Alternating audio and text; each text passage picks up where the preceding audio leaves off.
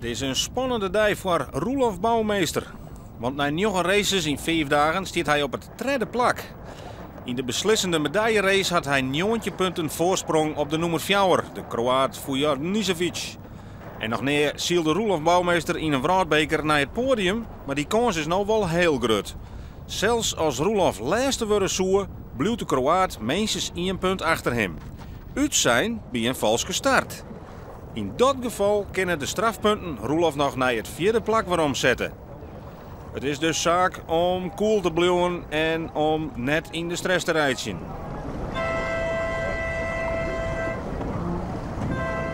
De start van de laser en de extra toeter wat betekent dat er in elk geval 1 boord toch te gauw over die startlijngang is.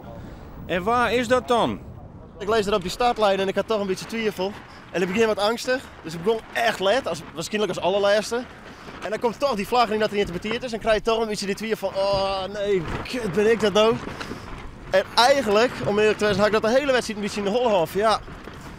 Dus daar baal ik een beetje van, dat ik me net gewoon om in het plan had. Had ik de hele week gewoon uitspitsen, zag ik het gewoon, dit ook. En dan in de finale race, in het duidelijk plan, had ik me er net aan. Ja, dat was even een beetje frustrerend. Dat duidelijke plan weer dat Roelof gewoon bij een valse start waarom draaien zo als hij nog wel of net schuldig weer om ze altijd wist te wijzen van die maximaal 20 punten en dus dat derde plak. Dat die er net en daarmee hier er vooral om zelf te pakken.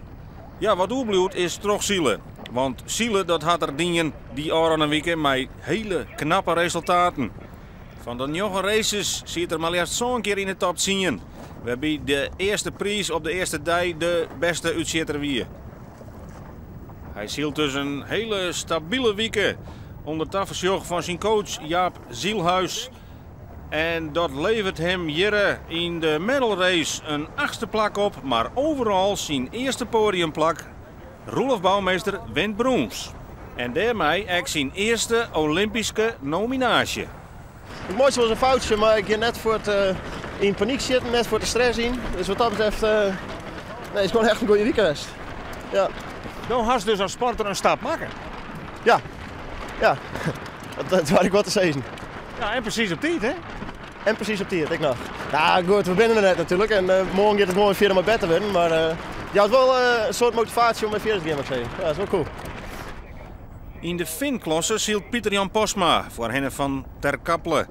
Hij had zijn Olympische nominatie al binnengezield, 3 weken alleen in Hyères, met een bronzen medaille. En hier in Medemblik dochter het op een eigen goed. Hij zet uiteindelijk als zonde in de medal race, maar in die medal race wordt er tweede. En dat levert hem overal een krees 5e plak op. Tevreden? Over vandaag wel. De week had nog een tijdje beter gekund, maar overal wel tevreden. Ja. De derde Frieske troef is Marit Bouwmeester. Zij komt uit in de laser radiaalklasse en zij mat nog een nominatie zielen. Zij start hier bovenaan in het veld en dat zocht er dus goed uit. In de hele week had ze uitmuntend presteerd. Wel wisselend, maar zij begint als nummer 1 aan die medal race. En dat het zo nou en dan pittig is, docht blikken. Want hier is de koprenster die uit de boord valt en zij wordt voordelig passeerd door 2 orenskippen. Marit Bouwmeester mat in deze medal race bij de eerste 6 eindigen. Dan is ze wis van haar oerwinning in de Deltaloid Regatta. Hier won ze die voor het eerst, die World Cup. En nu had ze weer alle troeven in hand. Maar het gaat stroef. Zij zit in die middenmoot en ze maakt net verder achteruit zakje. De omstandigheden binnen dan ik lastig. Vlagerige wind, die ze bij tijden behoorlijk goed mot komen koeren. Liek als hier door de gate. Want het scheelt werkelijk helemaal niks of haar kansen versoepen hier, maar ze redt het op, Marit Bouwmeester, en kan gelukkig terugzielen. Ja, oh, vlak voordat ik de gijper moest zetten, kwam echt een super hudde vlaag. Dus ik kon net volle dwan. Normaal kun je dan eigenlijk net echt gijper de wacht zien, maar ja, de boeien weer er al. Dus ik denk, oh, dus ik echt hing je. Maar ja, ik joeg bijna zwemles voor het... Een heel knap stukje balans van Marit Bouwmeester levert haar in de medal race een 4e plak op en overal haar 2e oerwinning en dus ook de Olympische nominatie. Nou ja, de nominatie in principe, het is lekker echt dat ik hem binnen ga, maar het is natuurlijk nooit echt een heel erg doel. Het is echt doel nog om gewoon goud te winnen volgend jaar.